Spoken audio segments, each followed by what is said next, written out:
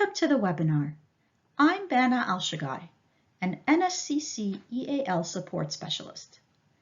This webinar will focus on strategies for virtual communication. At the end of the webinar, I will also provide you with additional NSCC resources you can use to improve your virtual communication skills. Our objectives for this webinar are: examine effective communication, examine tips for virtual communication, review phone language, review language for introductions and closings, review common phrases and language for clarification. Communication today is much different than in the past. Handwritten letters and phone calls were primary forms of communication for years, but that is not the case anymore. Today, we use online platforms like Microsoft Teams, Zoom, or FaceTime, cell phones for phone calls, emails, and text messages. A lot of the communication language remains the same for all of these forms of communication, including formal and informal language. There are some differences between online communication and phone communication, though, and we are going to talk about those forms of communication specifically in this webinar. There are some important things to keep in mind when you are having a virtual meeting or phone call. It is very important to test your technology before your meeting or presentation. Make sure that your camera and microphone are working. Give the meeting or presentation your complete attention.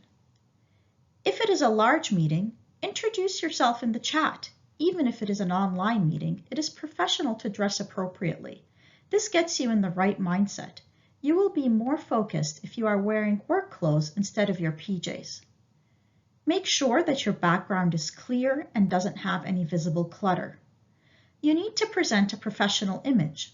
For example, make sure that there is no laundry or dirty dishes that can be visible to others in the meeting.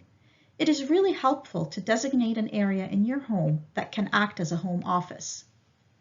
Remember to use active listening strategies, such as nodding or vocally indicating that you are listening.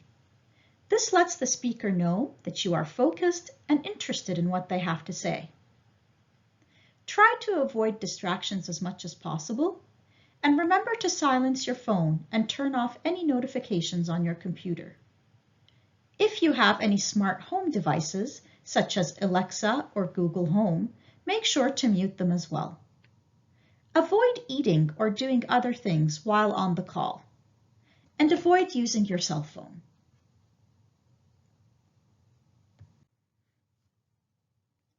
Virtual communication is a very important part of our professional and personal lives. We have come to depend on virtual communication for education, running businesses, connecting with loved ones, and for entertainment. It gives us the opportunity to foster stronger relationships and build a larger network. It has also created many employment opportunities and has even allowed us to conduct interviews online. Let's take a look at some phrasal verbs we can use in virtual communication. Hold on means to wait. Put a call through means to connect one caller to another. Get through means to be connected to someone on the phone. Hang up means to end the call. Call up means to make a telephone or video conferencing call. Pick up means to answer a call. Call back means to return someone's call. Hang on means to wait. Get back to someone means to return someone's call. Get off the phone means to stop talking on the phone. Cut off means to be disconnected. Switch off means to turn off a cell phone. And speak up means to talk louder. Now we will look at the different stages of a typical phone call. Of course, not all phone calls will follow this exact order, but this will give you a general idea. You start the phone call by answering the phone, then introducing yourself, asking to speak with someone, possibly connecting to another person if you call a place that has a switchboard or administrative assistant, or if you are calling and someone else picks up the phone. Then you will make a request. We are making the phone call to obtain information after all. We can possibly take a message from someone, or if we are calling and don't find the person we are looking for, then we can leave a message. We can also leave a voicemail message, and then end the conversation. Let's take a look at specific language examples for each stage. Here are some language examples for making a request. These requests can be made on the phone or in an online meeting platform, such as Microsoft Teams or Zoom. Could you please repeat that? If the speaker says something and you can't understand them, it is okay to ask them to repeat it. If they repeat it and you still don't understand, you can ask them to spell the word.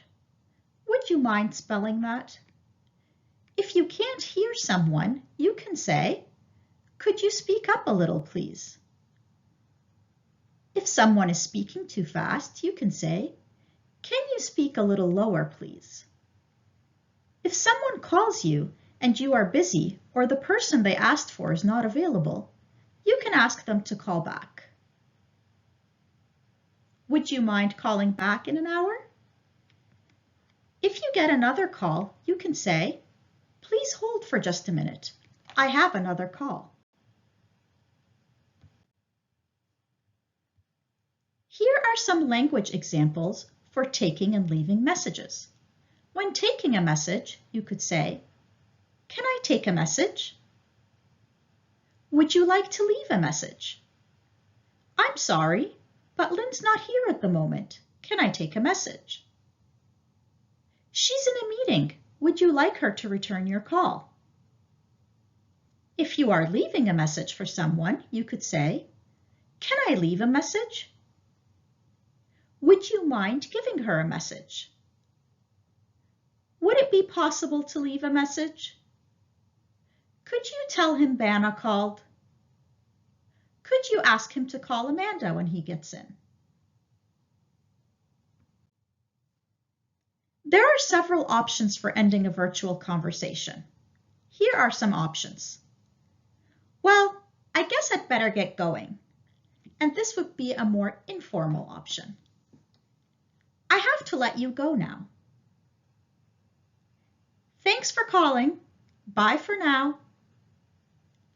"I'm afraid that's my other line." "I'll talk to you again soon. Bye-bye."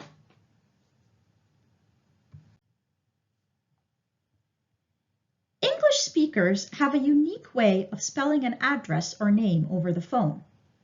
For example, if somebody's telling you their postal code, instead of just saying the postal code, they can say the following. Let's look at an example. If we look at the postal code for NSCC IT campus, instead of saying B3K 2T3, you can say that's B for Bravo, number 3, K for Kilo, number 2, T for Tango, number 3. And this method is used to avoid errors and ensure that the listener is getting the correct information. Some letters sound really similar. B sounds like V and T, but when they say B for Bravo, even if I didn't clearly hear the B, I know that it's a B when they say Bravo. It's easier to make out a whole word than one letter. Here is the official English phonetic spelling alphabet. You can easily find this online and refer to it. These are the words associated with each letter. A, alpha. B, Bravo, C, Charlie, D, Delta, E, Echo, F, Foxtrot, G, Golf, H, Hotel, and so on. Please note that sometimes people will use this method of spelling over the phone without referring to this exact alphabet. For example, they might say A for apple or B for book.